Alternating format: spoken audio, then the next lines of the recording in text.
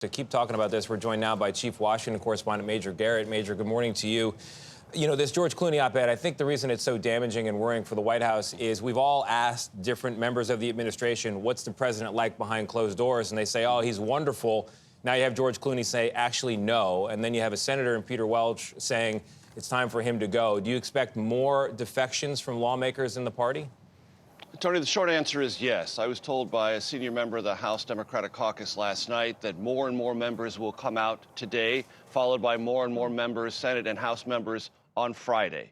That many had been waiting for the NATO summit to end, not wanting to appear to do anything to undercut the American president at a time of deliberations with allies, both in Europe and in Asia.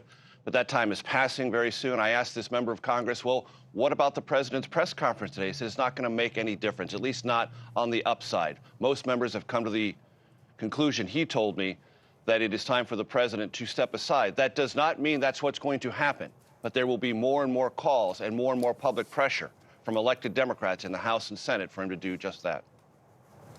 And Major, now we are learning that CBS News has learned that Biden aides are now making calls to delegates now. Is there an avenue even that delegates may defect ahead of the convention in August? There is an avenue, but it is a narrow one, Natalie. Democratic National Committee rules do not require delegates to vote for President Biden for renomination.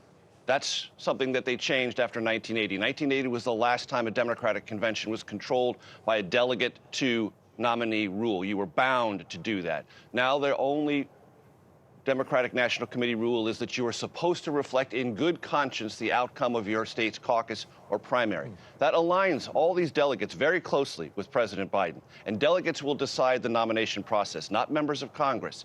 That's why the Biden campaign has been spending a lot more time calling those delegates, trying to nail down those commitments, and spending less time, let us say, having conversations and hand-holding sessions with members of the House and Senate. This will be determined by delegates. Now, if many members of Congress and even leadership of Congress on the Democratic side say, Mr. President, you've got to step aside, that could send a very strong signal to delegates in Chicago. They've got to go another way. But this is still very much in the president's side of the issue. He has the delegates, he's won the primaries, he's won the caucuses, and unless he decides to step aside, it will be very difficult to get those delegates to defect. All right, Major, we appreciate you breaking it all down. We'll check in with you a little bit later.